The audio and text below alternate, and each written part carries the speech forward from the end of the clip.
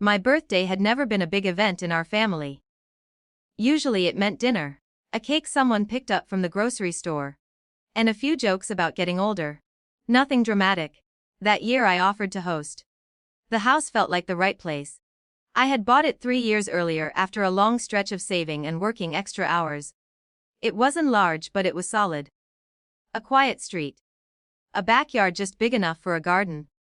It felt like something I had built slowly, piece by piece. By the time everyone arrived, the dining table was full. My parents sat across from me. My cousins filled the sides. My older sister Emily and her husband sat near the window. Emily was pregnant, only a few months along. But the family had already turned the coming baby into the center of every conversation. At first the evening felt normal.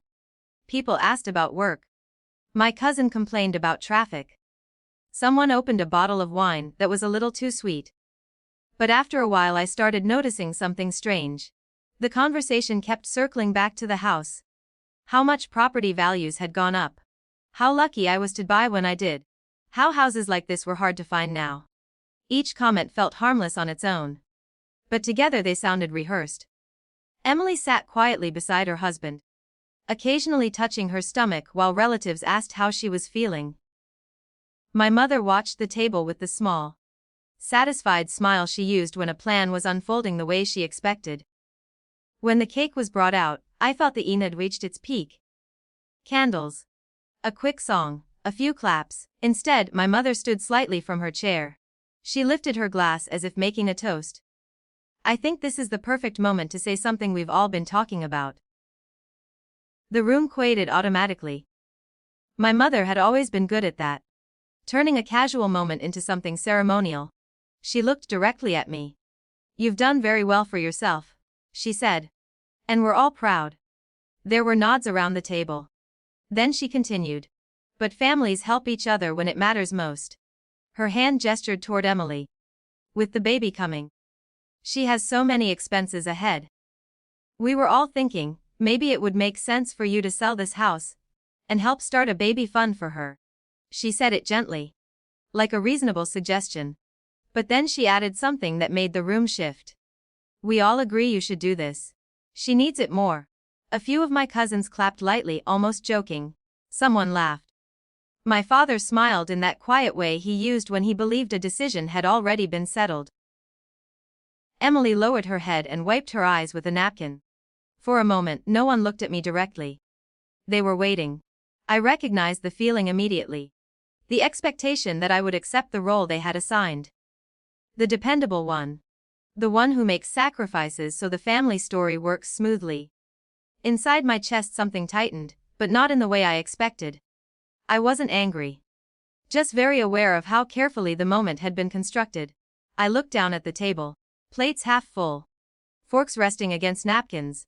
Birthday candles burning slowly in the middle. Then I reached into my pocket and pulled out my phone. At first no one reacted.